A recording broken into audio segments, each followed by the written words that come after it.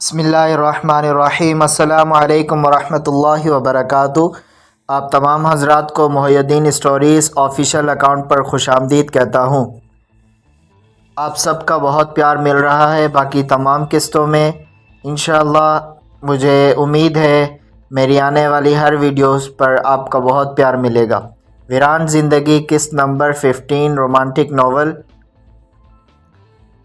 جو آج کی نیو قسط ہے، تو آپ سب اس کو دیکھ کر بہت انجوائے کریں گے انشاءاللہ۔ ویران زندگی جمیلہ نواب قسط نمبر 15۔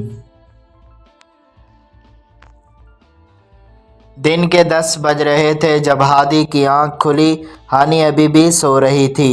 وہ ویسے بھی سائیکیٹری کی دوا لے رہی تھی جس کے استعمال سے مریض لمبی اور پرسکون نیند سوتا ہے۔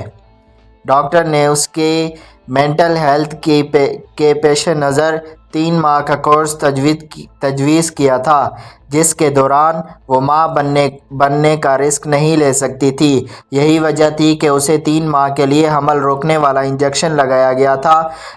اس بات کا فیصلہ ڈاکٹر نے اس کی جسمانی اور ذہنی حالت کو دیکھ کے کیا تھا۔ اجازت نامے پر ہادی کے دستخط کے بعد ہی یہ انجیکشن لگایا گیا تھا، جو کہ اس کے بارے ایک لفظ تک نہیں جانتا تھا۔ جیسے کہ عام طور پر ہمارے گھر کے مرد خود کو بیوی کی صحت سے لا تعلق ہی رکھتے ہیں، وہ جانتے ہیں تو بس اتنا کہ جو ڈاکٹر نے کر دیا ہے اس کے بعد ایک خاص عرصے تک بچہ نہیں ہوگا۔ فکر ختم ہوئی۔ بیوی اس سب کے بعد کس اذیت سے گزرے گی یہ سوچنا ان کا مسئلہ تھوڑی ہے۔ ایسا کوئی بھی حمل روکنے کا طریقہ عورت کا ہارمونل سسٹم بری طرح متاثر کر سکتا ہے۔ 100 میں سے 10 عورتیں ہی ایسی ہوں گی جن کو اس سے کوئی نقصان نہیں ہوتا ہوگا، ورنہ عورت ان طریقوں سے ایک نئی ذہنی اور جسمانی اذیت کا شکار ہو جاتی ہیں۔ حد سے زیادہ بلیڈنگ اور ایک ماہ میں 2 سے 3 بار ایام آنا، وزن کا تیزی سے بڑھ جانا، بات پر حد سے زیادہ غصہ آنا، جسم کا پھول جانا، بالوں کا وقت سے پہلے سفید ہو جانا اور بالوں کا تیزی سے جھڑنا، ڈپریشن، ہارمونز کی بیماریاں۔ قصہ مختصر، عورت جسمانی لحاظ سے مفلوج اور ذہنی طور پر نیم پاگل ہو جاتی ہے اور اکثر وہ بتائی گئی میعاد پوری ہو جانے کے بعد عورت بانجھ ہو جاتی ہے یا پھر ایک پیچیدہ اور مہنگے علاج سے گزرنے کے بعد دوبارہ ماں بنتی ہے، جو کہ دوبارہ صرف عورت کے لیے ہی اذیت ناک اور تکلیف دہ عمل ہوتا ہے۔ ان جدید طریقوں سے انکار جاہلیت نہیں، سمجھداری ہے۔ ہانی بہت کمزور لگ رہی تھی۔ 3 دن میں ہی اس کی رنگت ڈھل چکی تھی۔ وہ صدیوں کی بیمار لگ رہی تھی۔ ہادی کی شادی نے اسے توڑ کر رکھ دیا تھا۔ ہادی کو جی جان سے اس کمزور لڑکی پر پیار آیا تھا۔ اس نے محبت سے اس کا ماتھا چوما تھا جس پر وہ بیدار ہوئی تھی۔ ہادی میں فریش ہو جاؤں پھر ناشتہ کر کے رابی کے پاس چلتے ہیں، میں اسے بتانا چاہتی ہوں آپ صرف میرے ہیں، صرف میرے۔ ہانی نے اپنے جگہ کینولا اور مختلف خون کے سیمپل لینے سے نیلے ہوئے کمزور ہاتھوں میں ہادی کے دونوں ہاتھوں کو تھام کر گرم جوشی سے کہا تھا، میں تمہارا ہی ہوں جان، اتنی جلدی کیا ہے وہاں جانے کی، میرے پاس آؤ۔ وہ محبت سے اس کا سر اپنی گود میں رکھ کر سہلانے لگا تھا۔ وہ کسی معصوم بچے کی طرح خوش ہو رہی تھی۔ ہانی، جانتی ہو تمہارا ہادی تم سے کتنا پیار کرتا ہے؟ وہ خلوص سے بولا تھا۔ بھلا مجھے کیسے پتا؟ وہ شرارت سے کندھے اچکا کر بولی تھی۔ بہت زیادہ میری جان بستی ہے تم میں ہانی۔ ہادی عشق کرتا ہے تم سے، بے پناہ محبت، بتاؤں کیا کروں اپنی سانس کے لیے۔ ہادی جنونی ہوا تھا، اس کا بس نہیں چل رہا تھا کیسے ہانی کو اپنی چاہت کی شدت بتائے۔ اللہ آپ کو میری عمر بھی لگا دے ہادی، آپ کا کہہ دینا ہی کافی ہے۔ اگر آپ کی ماں کی صحت کا خیال نہ ہوتا تو یقیناً اس لڑکی کو طلاق دینے کا کہتی۔ وہ اداس ہوئی تھی۔ چھوڑ دوں گا اسے ہانی، فی الحال مجھے کسی تیسرے کا ذکر نہیں سننا، میں صرف تمہیں محسوس کرنا چاہتا ہوں پوری طرح۔ ہادی نے ہانی کو محبت سے پچکارا تھا۔ ان کو خوش رکھیں، ان سے صرف ان کی ہی باتیں کریں، ان کے موڈ کا ہر وقت خیال رکھیں، ان کو اداسی اور تنہائی سے دور رکھیں۔ منفی خیال اور سوچیں ان کو دوبارہ خودکشی کی طرف لے جا سکتی ہیں، اور اس بار ان کا بچ پانا اتنا آسان نہیں ہوگا۔ مسٹر ہادی یہ ایک لمبے عرصے تک اکیلے پن اور ڈپریشن کا شکار رہی، جس سے ان کے برین کا اچھا خاصا نقصان ہو چکا ہے۔ یہ دوائیاں ان کو ویسے تو ساری عمر ہی لینی پڑیں گی، مگر چونکہ یہ نیولی میرڈ ہے تو آپ ایک بچہ پیدا کر لیں تاکہ یہ خود سے آپ کے رشتے کو مضبوط سمجھنے لگ جائیں، اور پھر اس بچے کی خاطر یہ دوبارہ اس طرف نہ جائیں۔ بچے کے پیدا ہوتے ہی ہو سکتا ہے ان کو یہ دوائیاں ہم دوبارہ فوراً ہی شروع کروا دیں۔ بہرحال یہ بہت حساس ہو چکی ہیں، ان کا دل مزید کچھ بھی کھونے کی ہمت اور صلاحیت نہیں رکھتا، ان کو ہارٹ اٹیک بھی ہو سکتا ہے۔ سادہ الفاظ میں مسٹر ہادی، آپ کی مسز کا دل و دماغ دنیا کی تلخیوں سے لڑتے لڑتے تھک چکا ہے۔ ڈاکٹر کی باتیں ہادی کے کانوں میں گونجی تھی۔ میں تمہیں ہمیشہ خوش رکھوں گا ہانی، میں تمہیں کچھ بھی نہیں ہونے دوں گا۔ وہ ہانی کے زرد پڑتے جگہ جگہ نیلے پڑتے ہاتھوں کو چومتا ہوا نم آنکھوں سے اسے پرسکون کر رہا تھا۔ ہادی، آپ نہیں جانتے آپ میرے لیے کیا ہیں، میرے جینے کا مقصد، میری سانسوں کی وجہ۔ خدا رسول کے بعد میں نے آپ کو بے پناہ محبت کی ہے ہادی، میں آپ کو بانٹ نہیں سکتی، یہ آپ کی ہانی کی بس میں نہیں۔ میرا خون جلنے لگتا ہے جب میں آپ کو اس لڑکی کے قریب سوچتی ہوں۔ وہ ہچکیوں کے ساتھ رونے لگی تھی۔ میں صرف تمہارا ہوں ہانی، کیسے ثبوت دوں؟ میں نہیں قریب ہوا، رابی کے بس ایک کمرے میں سوئے ضرور تھے ہم، وہ بھی صوفے پر سویا تھا۔ میری آنکھوں میں دیکھو اور خود بتاؤ، یہ آنکھیں تمہارے علاوہ کسی کو دیکھ بھی سکتی ہیں؟ ایک آنسو ہادی کے گال سے بہہ کر گردن تک آ گیا تھا۔ آپ کو یاد ہے ہماری وہ پہلی ملاقات؟ تب بھی مر جانا چاہتی تھی۔ میں بہت تھک گئی تھی اور زندگی کا بوجھ نہیں اٹھایا جا رہا تھا۔ بس پھر جب سے آپ سے محبت ہوئی تب سے پھر جینے کی وجہ ملی تھی، مگر آپ کو رابی کے ساتھ دیکھ کر ہادی، وہ پھر سے رو دی تھی۔ اب کی بار ہادی نے اسے باہوں میں بھر کر فقط دلاسا دیا تھا، وہ بولا کچھ نہیں تھا۔ بیچاری عورت، مرد کی محبت کو زندگی، مرد کی محبت کو موت کا درجہ دینے والی بیچاری عورت۔ اگر کہیں لفظ بیچاری لکھوں تو مطلب میرا میں آپ ہم سب عورتیں ہوگا۔ یہاں بیچارہ پن، اس کی خالص جذباتیت، وہ اہمیت، وہ توجہ، وہ ہمدردی کے چند الفاظ، وہ محبت اور مہربان نظر ہے جو اسے پورے دن کے اختتام پر اپنے شوہر سے چاہیے ہوتی ہے، جو اگر مل جائے تو کوئی دکھ نہ لگے، عورت روتے روتے دل سے مسکرا دے۔ مگر ایسا کب ہوتا ہے؟ یہ تو فلموں ڈراموں میں ہوا کرتا ہے نا۔ مرد غلطی پر 1 گھنٹے تک لگاتار باتیں سنا سکتا ہے، مگر جہاں تعریف یا شاباشی کی بات ہو وہاں خاموش رہنا ہی مناسب سمجھا جاتا ہے۔ بھائی تعریف کی بھی کیوں جائے، یہ تو عورت کا فرض تھا نا۔ فرض کی ادائیگی پر سراہنا کیسا؟ بیچاری ہانی ہادی کو مکمل طور اپنانا چاہتی تھی۔ ہانی روتے روتے سو چکی تھی۔ ہادی اس کی اس حالت پر بہت زیادہ پریشان ہوا تھا۔ اس کے ساتھ نے ہانی کو بستر پر ڈال دیا تھا۔ اب ہانی موت اور زندگی کے درمیان کھڑی تھی۔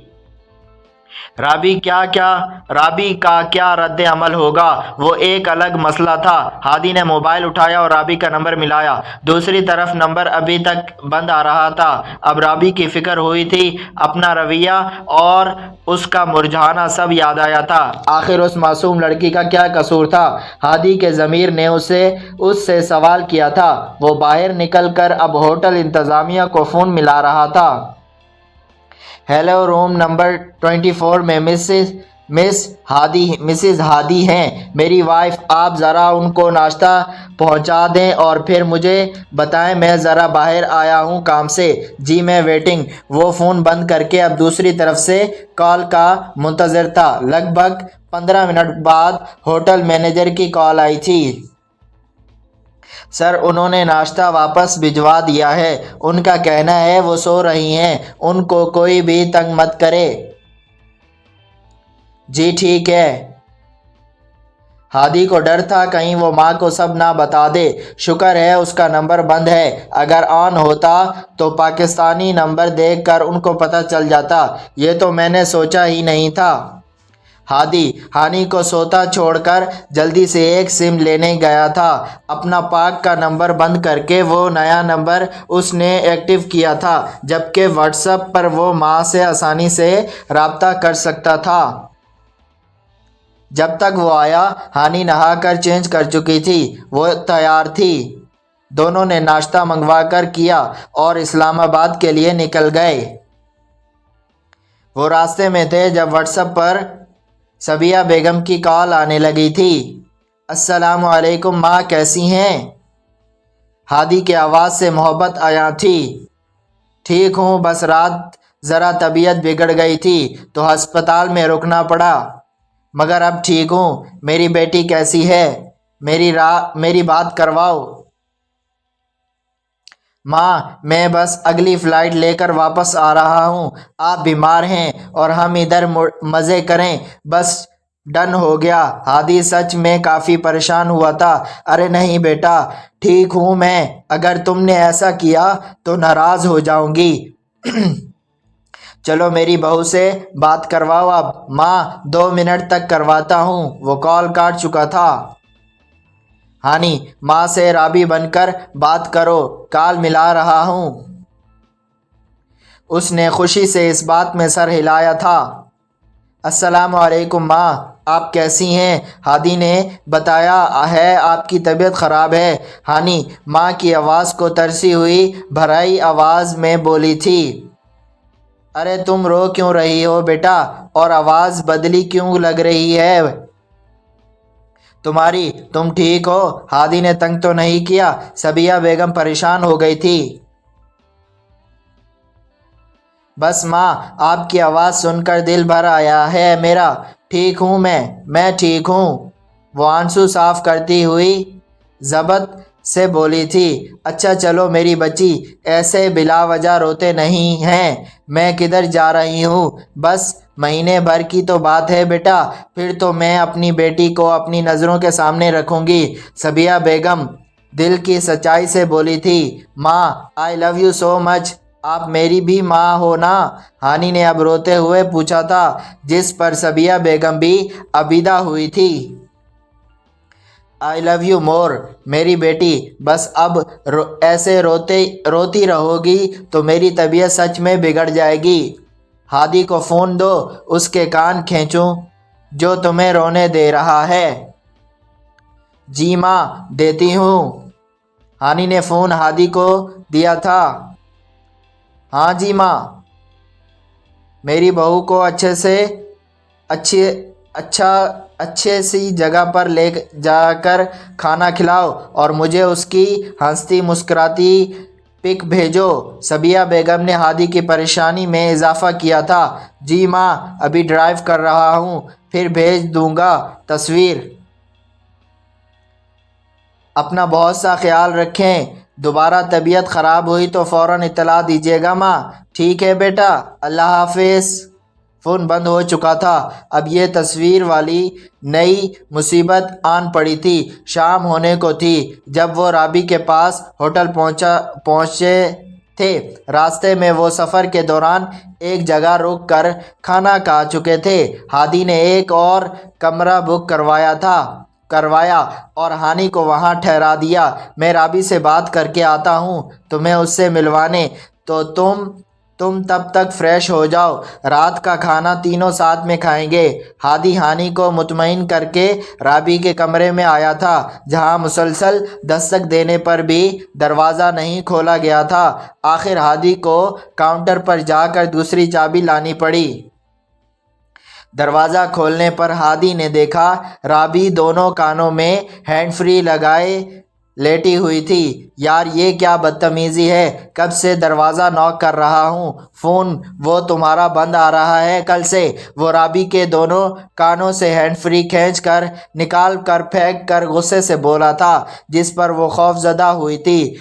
अब चुप क्यों हो, वो फिर से चीखा था, जिस पर राबी सहम कर सर घुटनों में देकर रोने लगी थी। हादी अपनी हरकत पर परेशान सा उसे देख रहा था। अरे मेरा मतलब ये नहीं था राबी, मैं ऐसा बिल्कुल नहीं हूँ, प्लीज़ मुझसे डरो मत, बस परेशान हूँ। अच्छा चलो माफ़ कर दो, आइंदा तुमसे ऐसे बात नहीं करूँगा, प्रॉमिस। चलो कान पकड़ता हूँ, अब तो माफ़ कर दो प्लीज़ राबी, फिर तुम मेरी अच्छी वाइफ नहीं हो। वो बस उसे नॉर्मल करना चाहता था। वो अब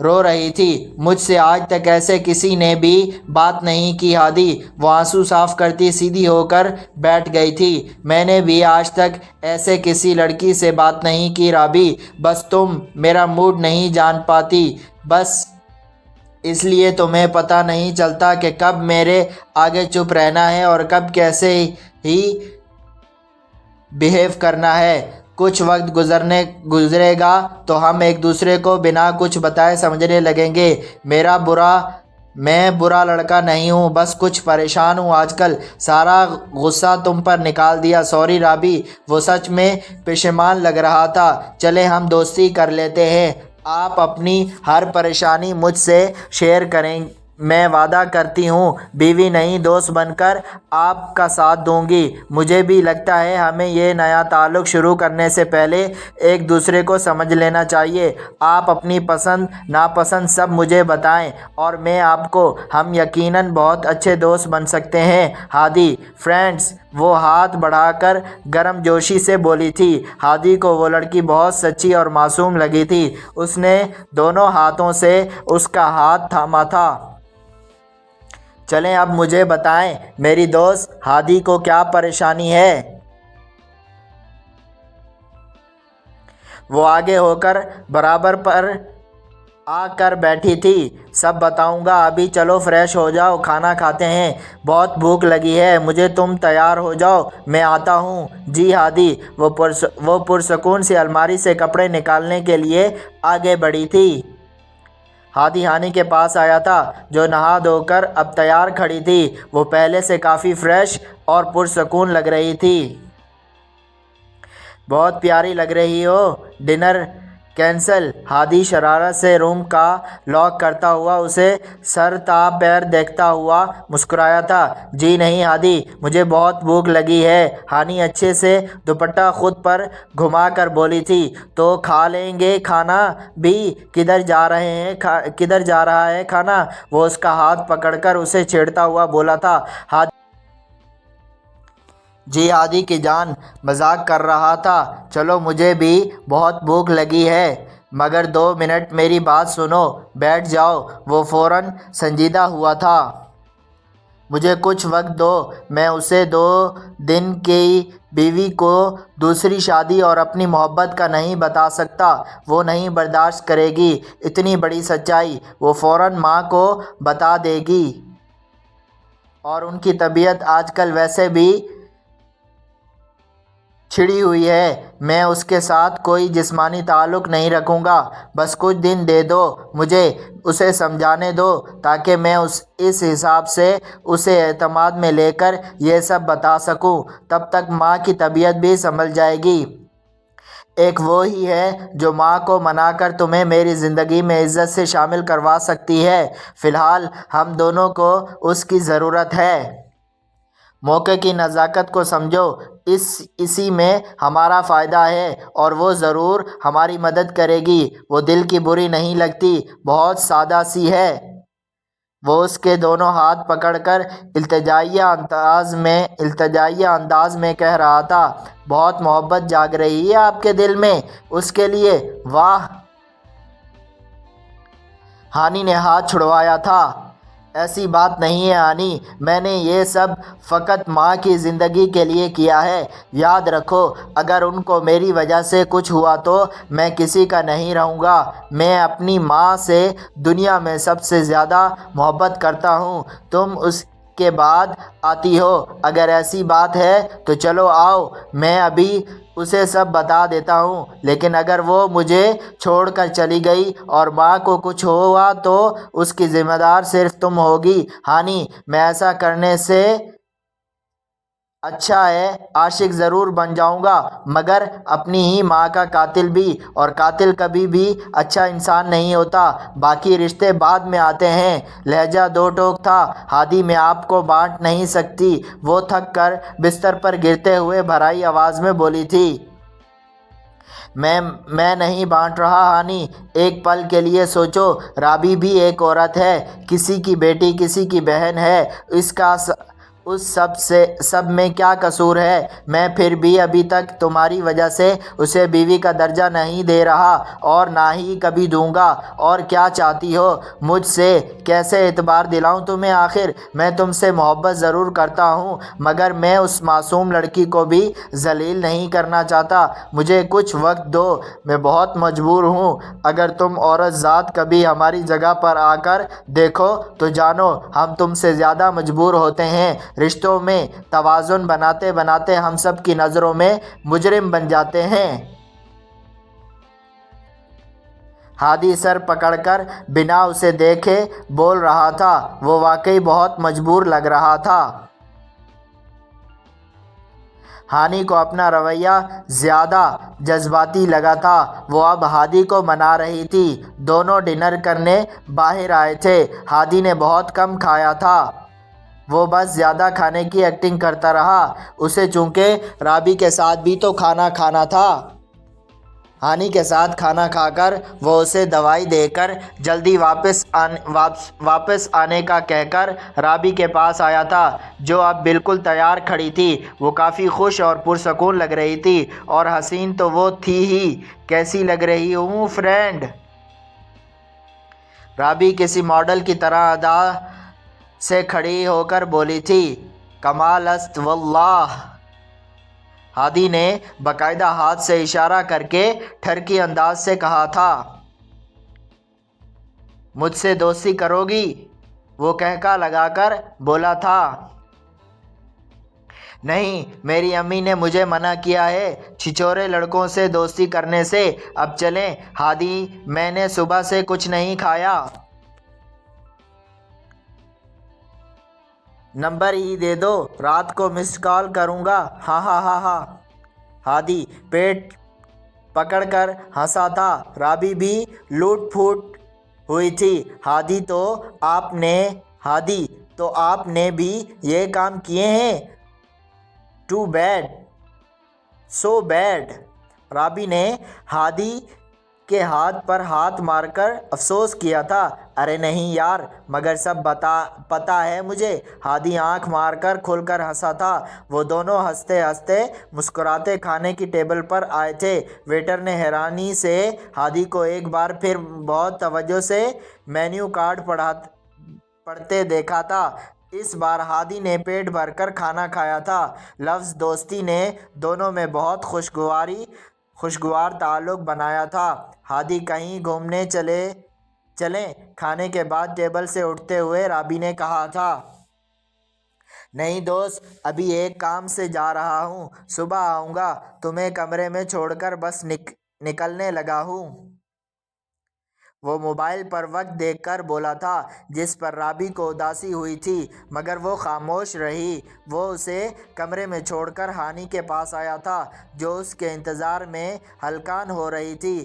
آخر اس کا انتظار ختم ہوا تھا۔ دوسری طرف رابی شیشے میں کھڑی خود کو دیکھ رہی تھی۔ وہ اپنے خوبصورت لگنے اور ہادی کے اس طرح اسے نظر انداز کر کے جانے پر تھوڑی حیران تھی۔ کچھ تھا جو اس کو سوچنے پر مجبور کر رہا تھا۔